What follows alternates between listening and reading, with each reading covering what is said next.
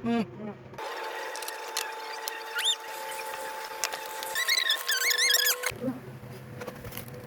Tingnan natin. Sarap. Sobrang sarap!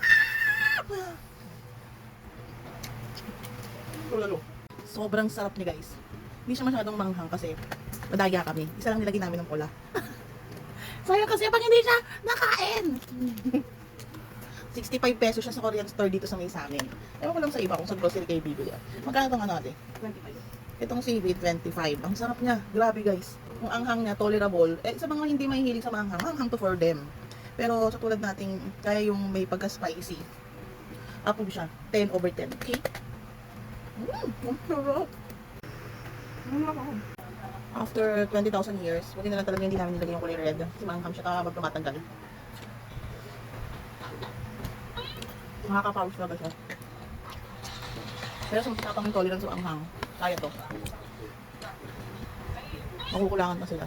Sakto sa kanila siguro yung dalawang pack ng sauce na red. Yung kulay red. Yung kulay red na isa lang naman ang hindi namin nilagay. The rest, nilagay namin. Overall, sarap siya. Ibang noodles naman ang tatry namin. Wait for other videos. Next week naman, kasi instant noodles tayo, so masama to. So, huwag laga-laga. Okay?